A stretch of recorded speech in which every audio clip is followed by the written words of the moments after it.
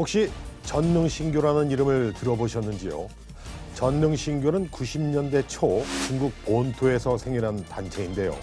동양적 신비주의 색채를 띠면서 기독교의 신학 특징을 이용하고 있다고 합니다. 이 전능신교라는 집단이 중국은 물론이고 우리나라에서도 신속한 확장세를 보이고 있다고 하는데요. 오늘은 이 전능신교에 대해서 집중 해부해 보고자 합니다. 자, 오늘 함께 이야기 나눠주실 분들 소개합니다. 정윤석 기자님, 이승규 교수님, 조미등 대표님, 안녕하십니까? 안녕하세요.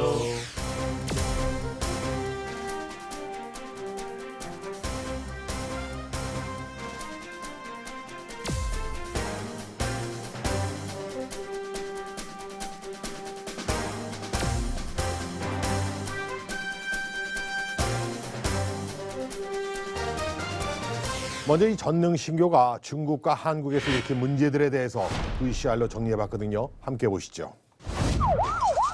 不可以看电视、听广播。 고도의 정신통제로 남편은 대제사장, 아내는 여그리스도라고 세뇌시킨 부부 사기단. 또한 교도들의 재산을 갈취하고 약 1,600억 원의 돈을 해외로 유출시켰다. 这奉献钱财，我得甘心愿意。奉献钱财，这就是善心。因为这个信这个全能神，我现在是一无所有，就是可以说把我坑得太惨了。 全能神贤照子， 전능신교에 제일 소름 끼친 이단 행위는 혈육의 정을 끊게 하고 포교를 거부하면 살인을 하는 것에 아무 죄책감이 없었다. 중국은 대대적인 전능신교 단속을 시작했고 양양비는 특별 지령을 내리는데 신은 교회 회원들에게 특별 지령을 내린다. 출국할 수 있는 분들은 출국하라. Refugees from all over the world. 아시아 최초란 타이틀로 2013년부터 난민법을 시행하기 시작한 대한민국. 여러 국가에서 난민들이 들어오기 시작했고 그중 중국인 난민이 급증되는 것이 확연히 보였는데 전능신교는 한국 난민법을 악용하지 말라.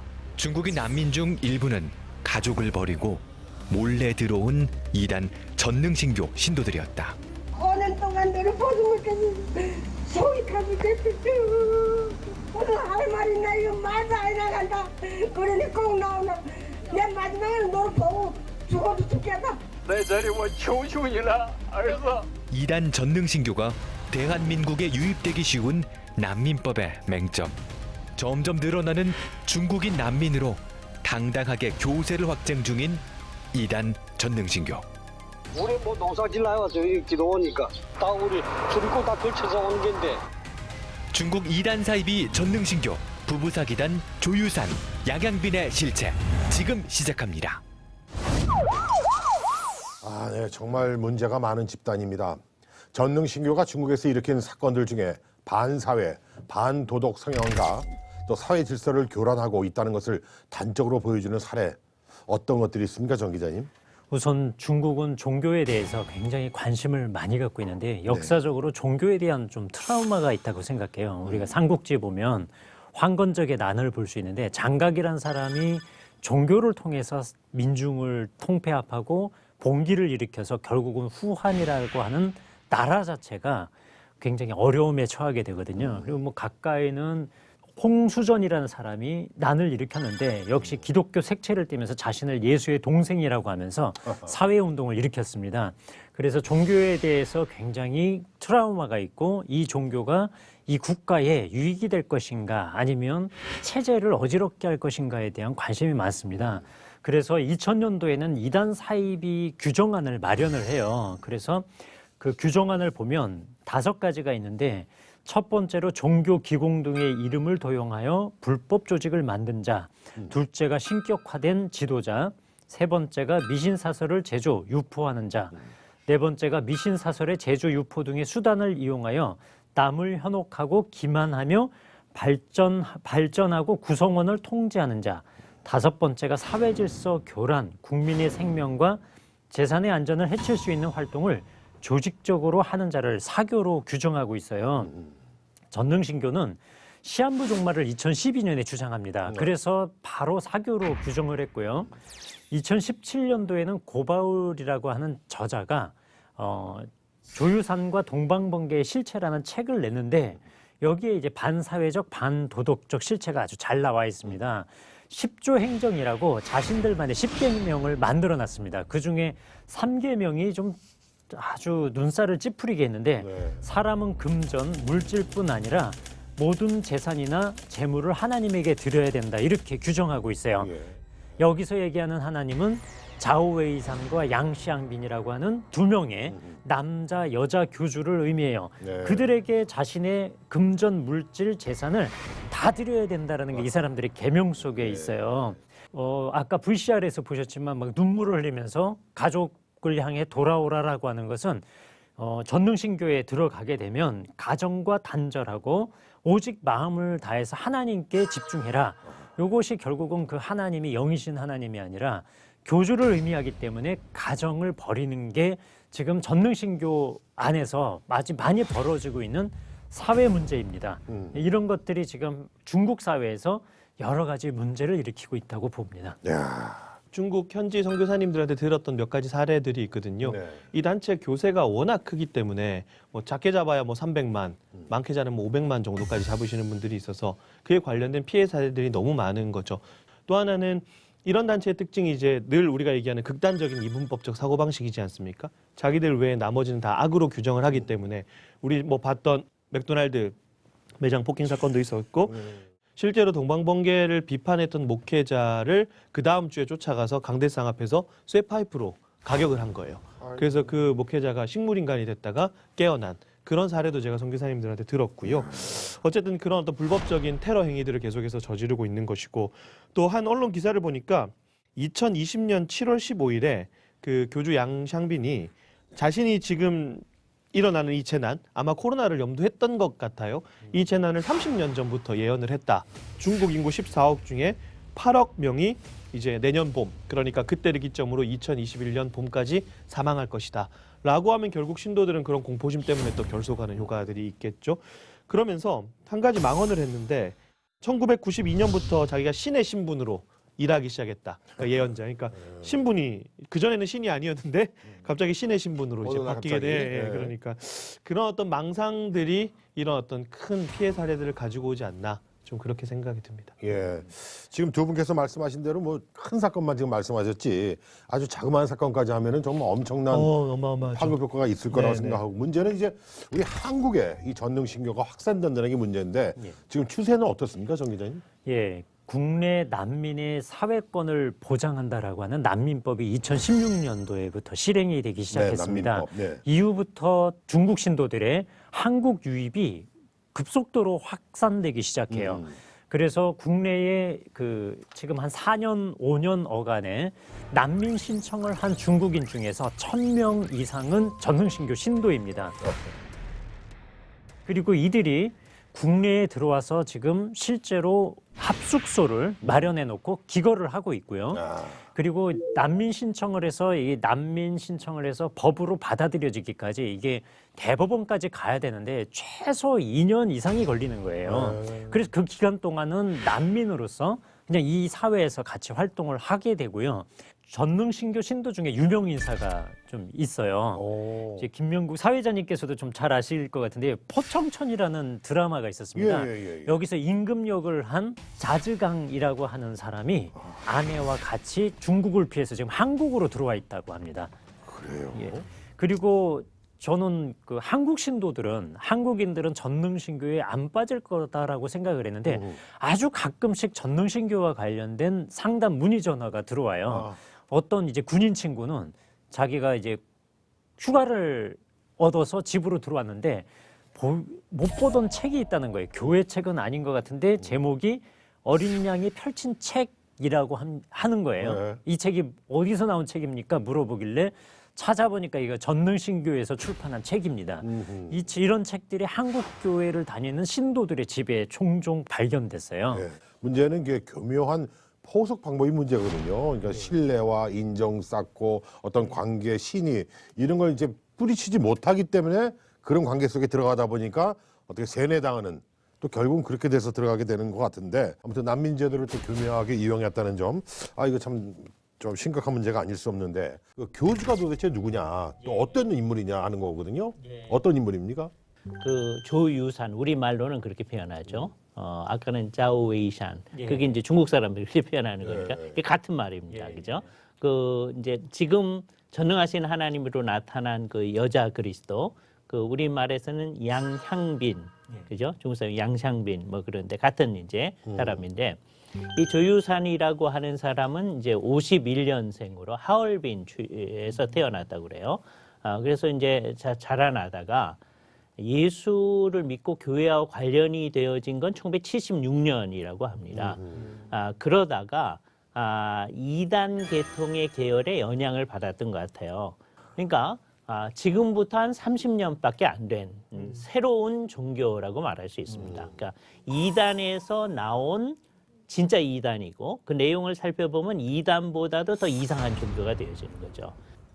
그래서 이제 이 사람들이 더 이상 있을 수 없게 되니까 그 조유산하고 양향빈이 2000년에 미국으로 도망갔다고 합니다. 지금 미국에 살고 있는데, 따르는 사람들은 미국에 살기가 이제 어려우니까 상당히 많은 사람들이 지금 한국으로 오고 있는 상황이라고 합니다.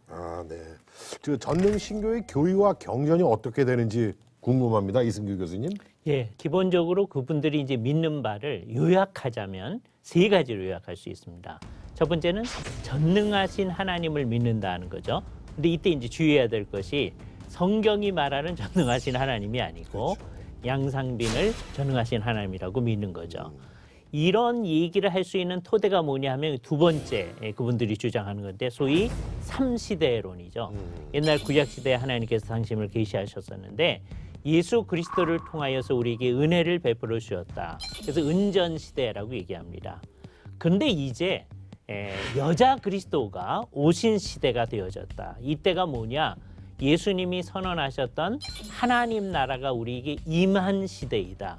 그래서 부족한 예수 그리스도를 믿으면 안 되고 이제 온전한 완벽한 여자 그리스도, 전능하신 하나님을 믿어야 된다라고 얘기를 하는 것이죠. 그래서 맨 처음에 이 입장으로 끌어들이기 위해서 성경을 사용하긴 하지만 결국은 성경을 믿는 것이 아니라 자기들이 만들어낸 말씀이 육신이 되어 우리에게 임하심이라고 하는 책을 그들이 만들어낸 거예요. 그러니까 이 말씀이 육신이 되어 우리에게 임하심이라는 것도 기독교가 얘기하는 성육신을 얘기하는 게 아니라 이제 여자 그리스도로 오심을 얘기하는 것이고, 그런 책들이 이분들의 경전이라고 말할 수 있을 것입니다.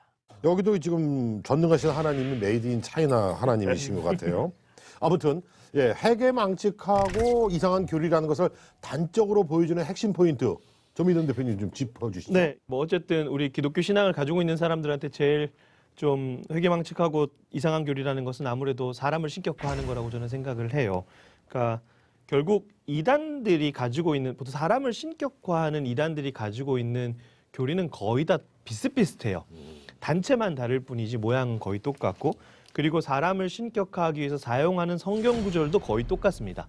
우리 예전에 이제 성경의 동방은 한국이다라고 하면서 한국의 재림주들이 차용하는 구절인데, 중국은 성경의 동방을 중국이라고 얘기를 해요. 그러니까 중국 사이비들은 그렇게 우리가 이렇게 기억하면 될 것 같아요.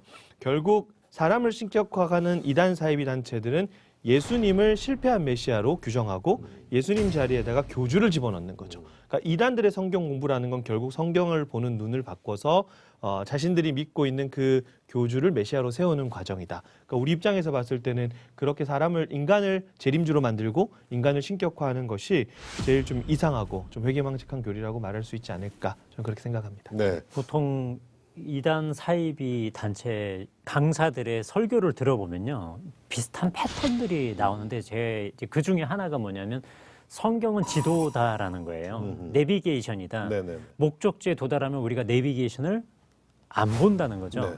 지도가 더 이상 필요 없다는 거예요. 그러니까 성경은 무슨 지도냐 하면 마지막 때에 재림하실 그리스도라든가 구원자를 가르쳐주는 지도이기 때문에 구원자를 만나면 요거는 사실 필요 없다. 내비 꺼 하죠. 그렇죠. 네, 내비 꺼. 예.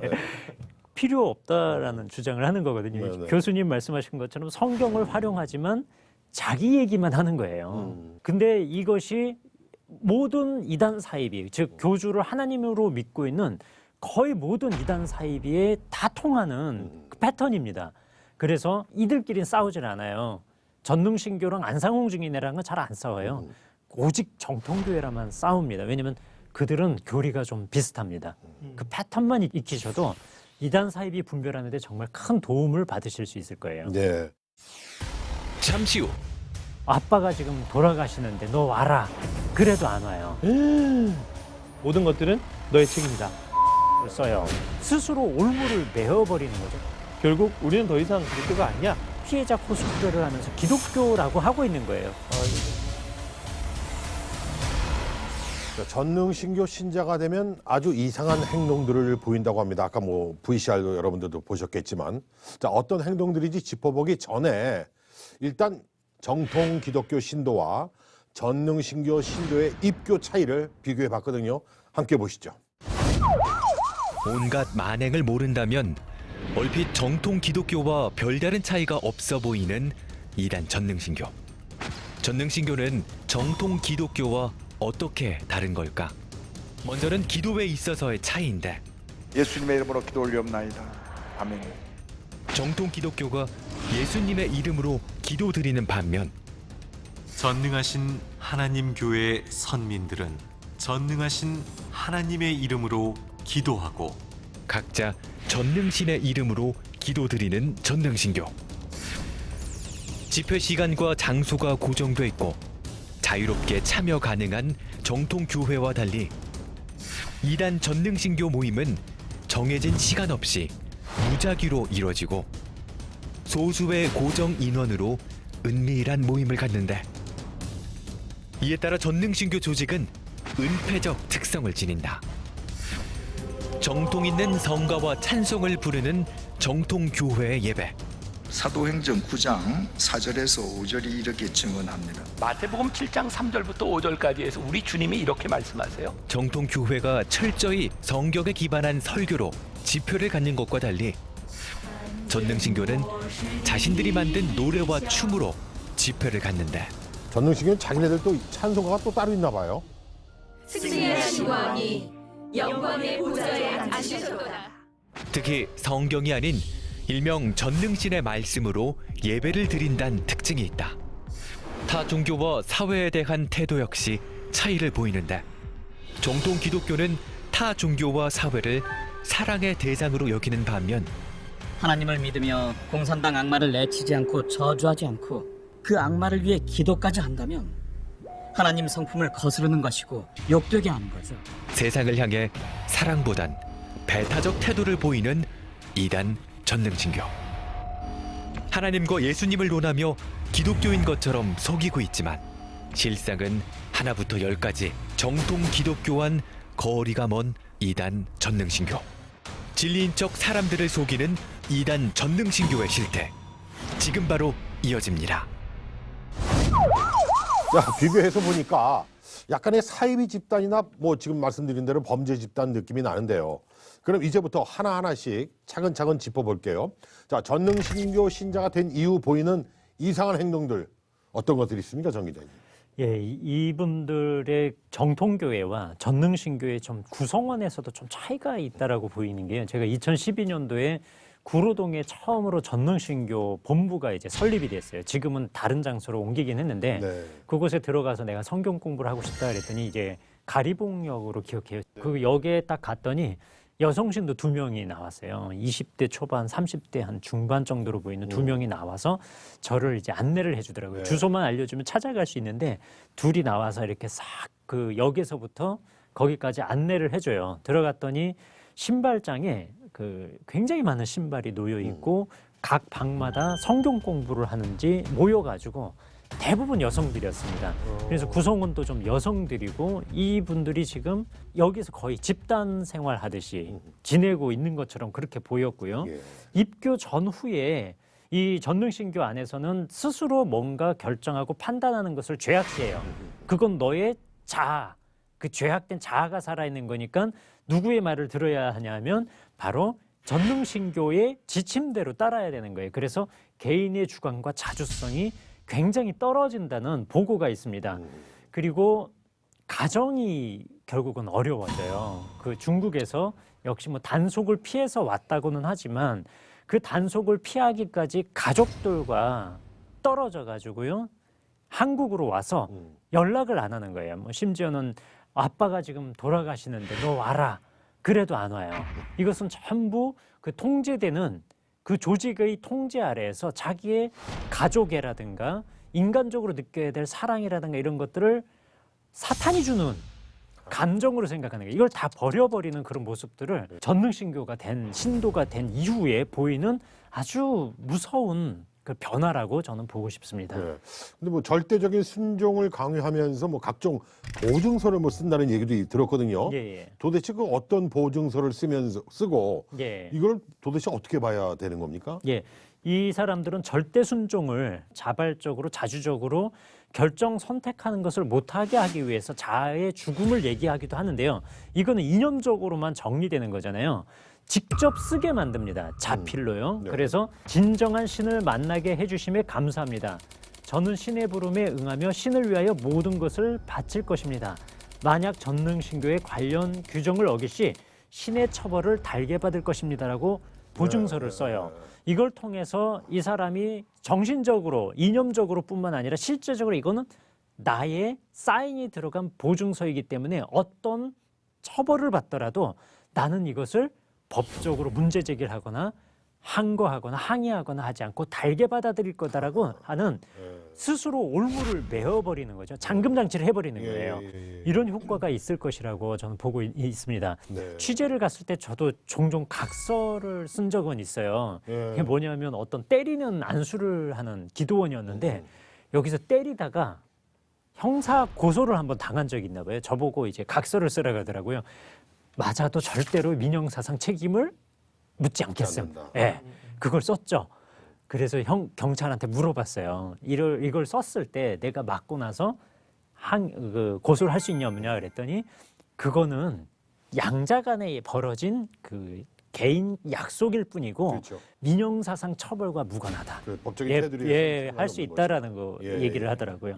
이 보증서는 근데 그 자신이 불이익을 당했을 때 항거하고 법에 호소할 수 있는 것을 차단하기 위한 잠금장치라고 좀 보고 싶습니다. 뭐 하나의 뭐 노예 제도나 뭐 똑같은 거네요. 그렇습니다. 당신에게 귀속돼 있습니다.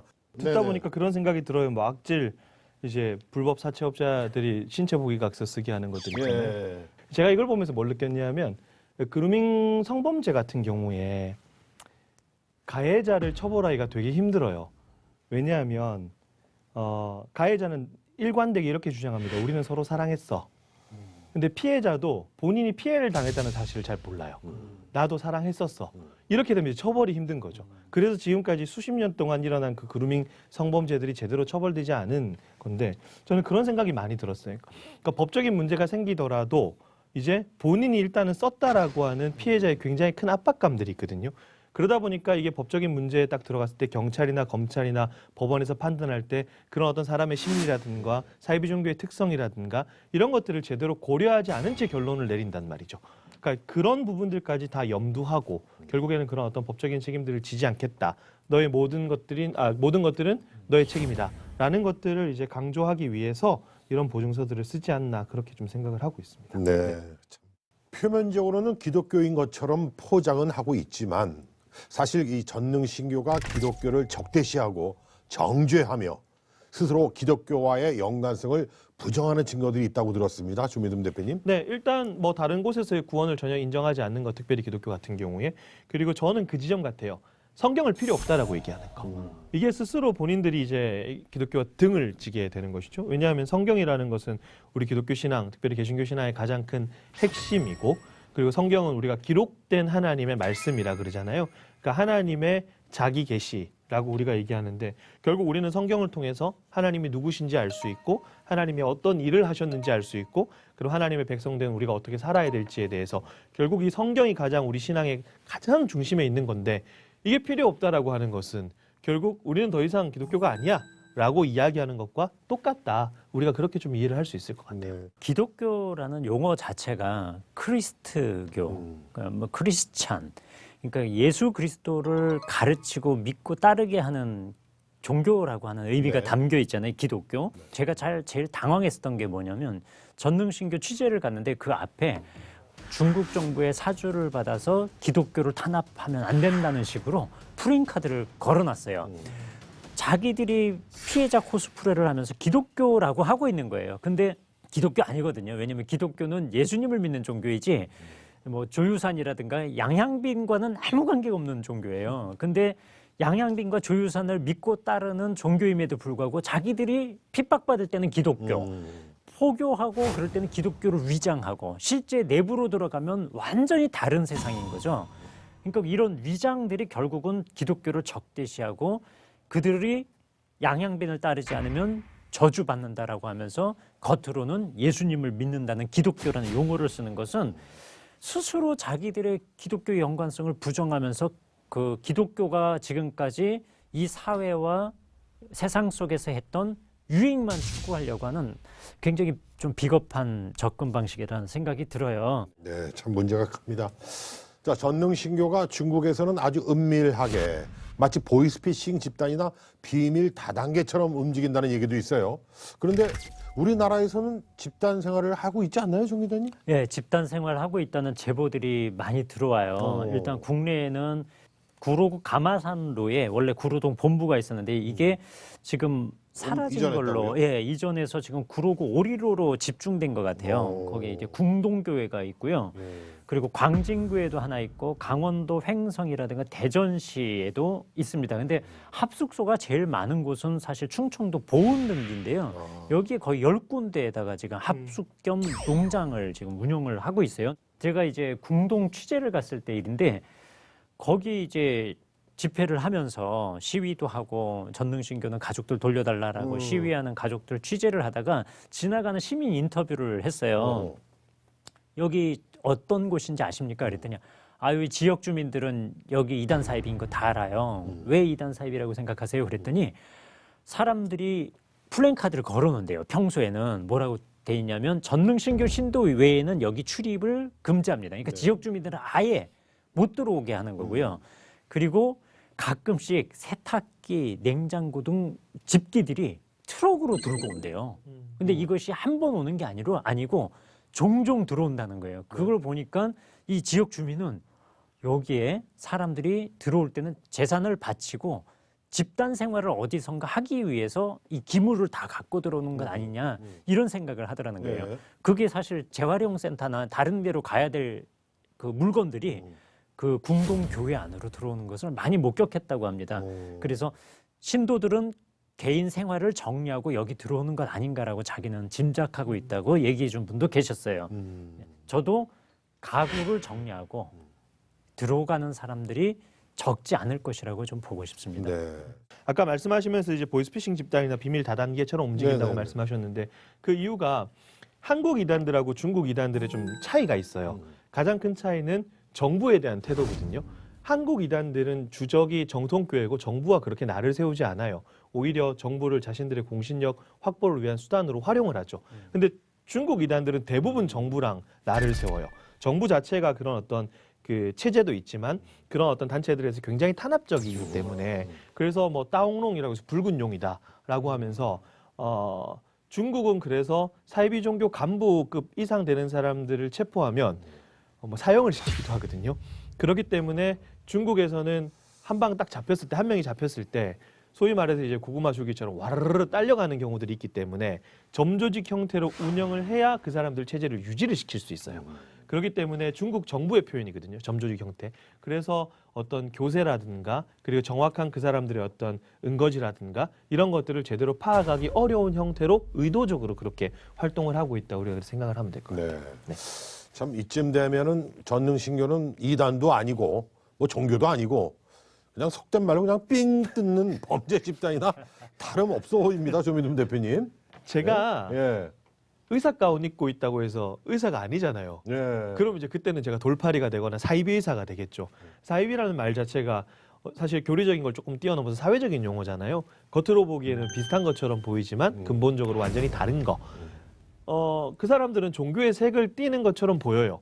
나름의 교리가 있고 물론 잘못된 거지만 나름의 교주가 있고 그러나 결국 그것이 자신들 교주들의 입속을 채우기 위한 하나의 사기극이라는 것을 우리가 이해한다면 그래서 사이비 종교라는 표현을 쓰되 그들을 하나의 종교로 인정하는 것은 적절하지 않다라는 생각이 좀 들어요. 네. 의사가운 얘기하니까 말씀하시니까 옛날에 네. 그 뭐 기억하실지 몰라도 은행나무 침대라는 영화에 제가 출연한 적이 있었는데 거기 천안 단대병원에서 이게 영화 제가 의사 역할이었거든요. 의사 가운 입고 로비에서 이렇게 좀 쉬고 있었어요, 앉아서.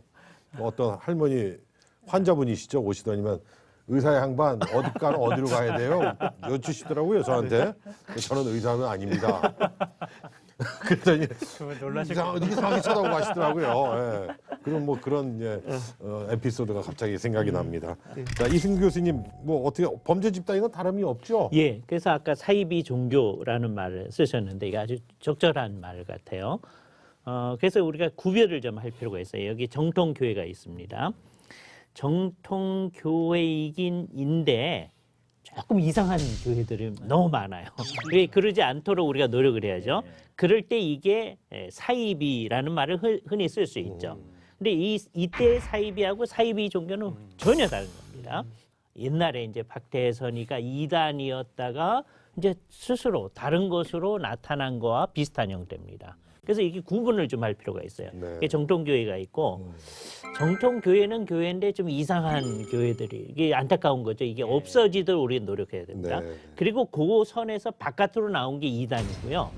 그리고 그 이단에서도 더 이상해진 거를 우리가 사이비 종교 혹시 그렇게 얘기할 수 있을 겁니다. 그러니까 이 사람들은 결국은 이 세상의 사람과 사람 관계를 이상하게 만들어 버리는 거죠.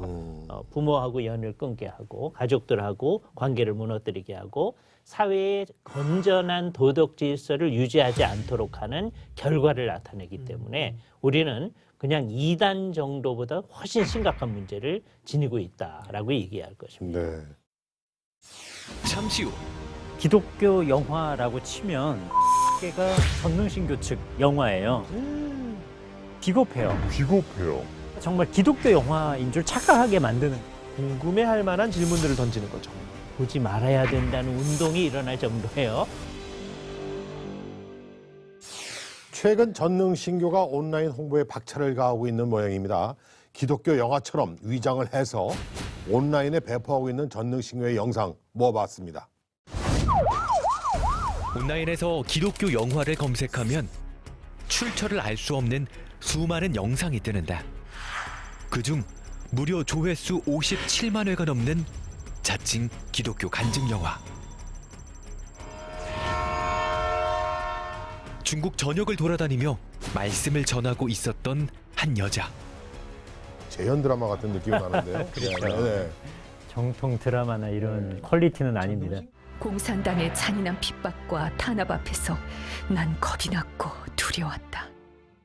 정부의 탄압으로 영락없는 도망자 신세가 됐고 그렇게 외로운 나날이 이어지던 어느 날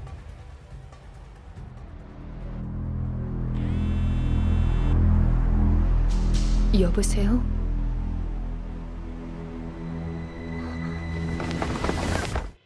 다시 한번 묻는다.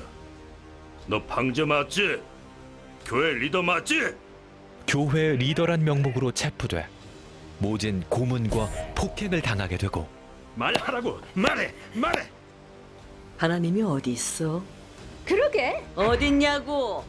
설상가상으로 같이 생활하는 죄수들로부터 온갖 조롱과 괴롭힘을 받게 되는데 그렇게 열악한 환경에서 지내면서 몸은 점점 나빠졌다. 주인공이 불쌍하게 보여지는 것에 최선을 다한 듯한 영화 속 연출.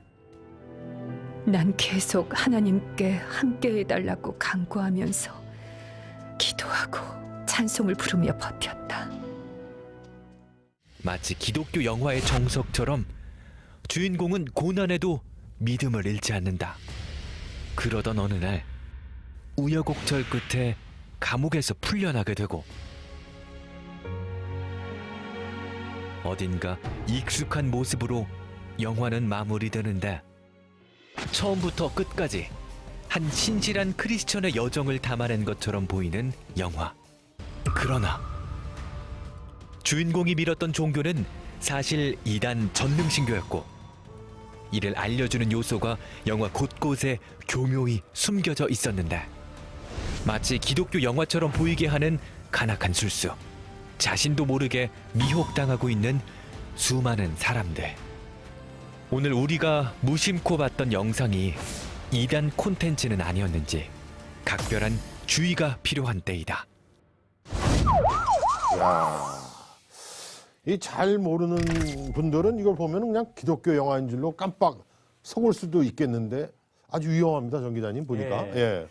전능신교 온라인 활동은 좀 위험한 이유가요. 유튜브 채널에 일단 기독교 영화라고 치면 최상위 노출되는 한 10건의 영화가 있습니다. 네네네. 그중에 제가 숫자를 세봤더니 6개가 전능신교 측 영화예요. 근데 제목에 좀 비겁해요. 네. 우린 전능신교 영화 이렇게 안 해놓고요. 안 해놨겠죠. 기독교 간증 영화 이렇게 해놨어요. 아하. 기독교 영화나 기독교 간증 영화 이렇게 해놔서 여기가 정말 기독교 영화인 줄 착각하게 만드는 그렇죠. 거죠. 네. 우리는 좌우회산과 양샹빈을 믿고 있는 종교라는 게 전혀 여기선 표시가 안 돼 있습니다. 그래서 일반 기독교 성도들도 제목을 보면 천국의 백성, 낙인, 소망, 그 성은 반드시 무너진다라고 기도하는 사람이 이렇게 두 손을 모으고 있다든가 이거 딱 봐도 뭔가 종교적 색채가 있다라는 그 디자인, 그 썸네일이라고 하죠. 그 썸네일을 통해서 종교 영화임을 보여줘요. 그래서 모르는 사람은 누구든지 기독교인이라고 하면 기독교 영화를 보고 싶어서 잘못해서 클릭은 하겠다라는 생각 듭니다. 근데 이 사람들 동영상이 2,000개예요. 보면 마치 인해전술 쓰는 것 같더라고요. 동영상 2,000개. 양으로 승부해요. 그리고 구독자는 아직은 생각보다 많지 않은 게 36,700명. 조회수도 700만 명대예요. 그 생각보다 많지 않은 이유를 저는 신도 200만이거든요. 못 잡아도 100만이에요. 자기들로는 100만이라고 그러고 중국 정부는 300, 400만을 얘기해요. 이 정도 과장됐다라고 하면서 자기들 주장이 100만이거든요. 그러면 중간 얘기해서 200에서 300만 치면 사실 유튜브 채널 어마어마한 조회수를 기록해야 되는데 굉장히 미미한 숫자입니다. 그걸 봐선 정보 통제가 상당히 좀 진행되고 있다라고 저는 보고 싶습니다. 네. 아까 그 낙인 영화를 하셨는데 그 아주 유명하거든요, 사람들이. 이제 굉장히 사람들이 괜찮다고 생각하고 하는데 이런 걸 바라보면서 우리가 좀 더 신경을 써야 될 게 이런 걸 구분해내서 이 사람들이 문제가 된다는 것을 드러내는 것도 중요하지만 진짜 기독교회가 좋은 영상물을 좀 만들어내서 지금 전능신교도 수없이 많은 돈을 들여서 이걸 하고 있는 거거든요. 그래서 이게 나타나고 있는데 진짜 기독교회가 좋은 기독교적인 색채를 드러내는 영상물들을 좀 많이 만들어내야 할 책임이 그리스도인들의 문화적 책임의 한 부류로 있다. 이걸 생각해야 됩니다. 지금은 안타깝게도 이런 현상이 나타나서 최근에 기독교 영화라고 나오는 거는 보지 말아야 된다는 운동이 일어날 정도예요. 왜냐하면 다 이 전능신교에서 만들어내고 있으니까 이게 얼마나 안타까운 일입니까? 그러니까 분별력이 필요하죠. 저 사람들이 그렇게 우리를 속일지라도 보면서 아 저건 문제가 있다라는 것을 볼 수 있는 분별력이 필요하고 적극적으로는 정통 기독교회가 좋은 영상물들을 잘 만들어내는 일이 필요하겠다. 그런 생각이 들죠. 뭐 영상, 영화 말씀하시니까 저도 큰 책임을 이렇게 느끼는데 제 친구도 그런 기독교, 정통 기독교 영상을 만들거든요. 제가 몇 번 봤어요. 근데 지금 이 전능신교 영상도 보면 거의 드라마turgi가 거의 비슷합니다. 그러니까 거의 간증의 느낌, 자기가 지내왔던 어떤 그런 것들을 하는데 그거 지금 말씀하신 분별력이 굉장히 중요하다는 생각이 들고 우리 정통 기독교에서 영상을 만들 필요는 있다는 생각이 듭니다. 저도 그런 기회가 오면 같이 임하면 참 좋겠다는 생각이 듭니다. 자, 오늘 이렇게 얘기하다 보니까 이 전능신교라는 집단이 신천지하고 좀 많이 비슷하다는 생각이 듭니다. 어떻습니까, 조미돈 대표님? 네, 일단 사용하는 포섭 방법, 결국에는 사람들을 만나서 이제 포섭을 해야 되니까 그게 신천지랑 거의 유사해요. 그러게요. 네, 그래서 이제 더 주의를 해야 된다라고 얘기를 했고 실제로 뭐 좀 광역시에 대구 한 큰 교회에 중국어 예배 있는 곳에 동방번개 신도들이 들어가서 포교 활동했다는 것까지 벌써 몇 년 전에 제보를 받은 적이 있거든요. 중국 교회 이단 동방번개라는 책이 있는데 이제 동방번개에 대한 비판 서적이고 동방번개를 연구하셨던 분이 쓰신 책인데 동방번개 신도들, 그러니까 전능신교 신도들이 이제 두 가지로 나눠서 포섭을 하는데 교회에 들어갈 때 하나가 이제 내부 정탐, 하나가 사전 공작이라고 이야기를 해요. 근데 우리가 이제 신천지 그러면 제일 생각나는 게 역시 추수꾼이지 않습니까? 추수꾼이 쓰는 방법이랑 똑같아요. 내부 정탐이라는 결국 추수꾼이 교회에 들어가서 교회의 정보를 파악하는 것처럼 동방번개 신도들도 교회로 침입해서 호감 얻고 신임 얻어서 교회에 이제 교파라든가 교단이라든가 교세라든가 뭐 그리고 인도자라든가 구성원들의 어떤 성향들을 파악하는 그게 이제 내부 정탐이고요. 그리고 사전 공작이라는 것은 결국 이제 그 사람들이 사전 공작의 제일 중요한 지점은 성경에 대한 개념을 혼란스럽게 만들어서 자신의 교리들을 주입하는 과정이라고 얘기를 하거든요. 그래서 보통 이건 하나님의 교회 같은 경우도 질문을 하고 들어와요. 그러니까 이단들이 성경에 대해서 성도들이 궁금해할 만한 질문들을 던지는 거죠. 예를 들면 하나님의 교회 같은 경우는 12월 25일이 정말 예수님 생일입니까? 뭐 이런 것들. 그래서 교회에서는 그냥 은연중에 지나갔지만 한 번쯤은 성도들이 딱 들었을 때 쉽게 대답할 수 없는 지점들. 그런 것들을 계속해서 던지면서 자신들의 교리를 이제 전하는 수단을 사용하는데 사전 공작에 나서는 사람들의 특징이 있대요. 기본적으로 성경에 대한 지식을 갖추고 있어야 되고 임기응변 능력과 상대방의 심리를 장악할 수 있어야 된다. 그리고 다투는 말투로 하지 말고 교제하는 말투로 해라.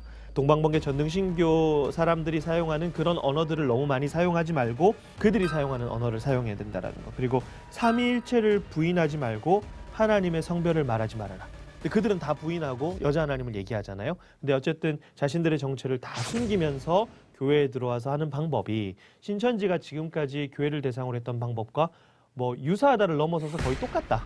그렇게 생각하시면 될 것 같아서 우리가 조금 필요할 것 같고 동시에 또 한 가지 우리가 주의해야 될 것이 방금 말씀하셨던 미디어들을 활용하는 건데 사실 아직까지는 동방번개 전능신교 미디어를 이제 몇 번 보다 보면 금방 분별이 돼요. 왜냐하면 약간 전원일기 칼라판 같아요. 우리나라 80년대 했던 그런 느낌이거든요. 그래서 지금은 딱 보면 이게 약간 중국스럽고 동방번개스러운 것들이 이제 보이니까 특징이 있는데 이제 나중에는 좀 문제가 될 수 있겠죠. 그런 것들이 있고 최근에는 이제 앱을 많이 이제 개발을 하더라고요. 아까 이제 그 정유석 기자님 말씀하셨지만 이 사람들은 진짜 양으로 승부하는 것 같아요. 동방번개 전능신교 치면 계속 많이 나오고 앱도 CH라고 해서 The Church of Almighty God이라고 해서 CH라고 치면 앱이 벌써 몇 개가 나오더라고요.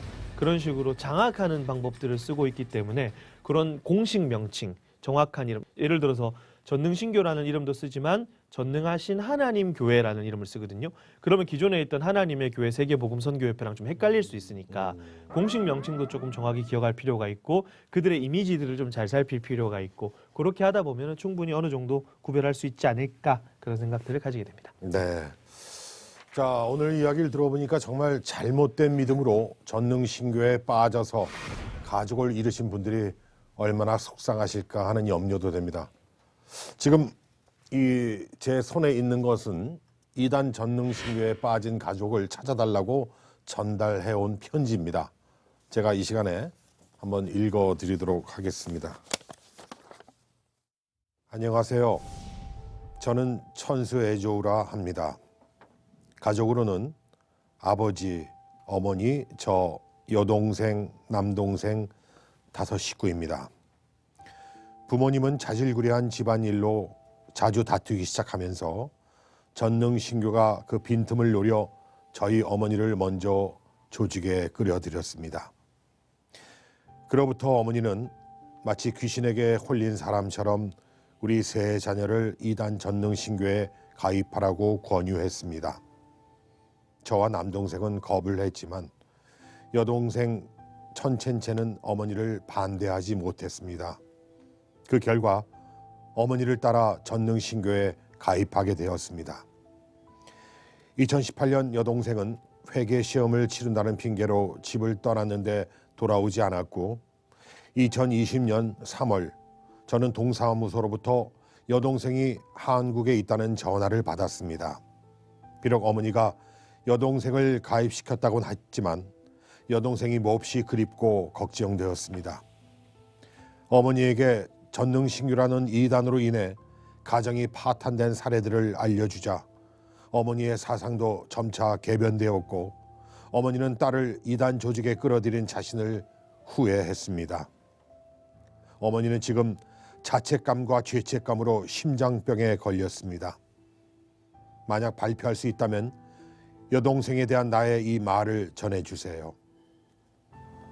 괜찮아. 만약 이 편지를 보게 되면 如果你看到这封信，你尽快回家吧。东方闪电邪教的异端邪说都是害人的，你赶快警醒吧。爸妈，我还有彬彬都希望你尽快回来。没有你的家不算是一个家。如果你没有回来，我们会继续找你，直到找到你为止。如果我们家没有你，不算是一个完整的家。 네. 천첸첸 씨에게 이 언니의 편지가 닿기를 기도드립니다. 이렇듯 전능신교는 가정을 파탄에 이르게 하고 결국 더 나아가 자신의 삶이 파괴되는 이단입니다. 부디 오늘 이 시간 전능신교라는 이단을 경계하는 시간이 되셨길 바랍니다. 자, 오늘도 이단 사이렌에 대한 시청자 관심 모아봤습니다.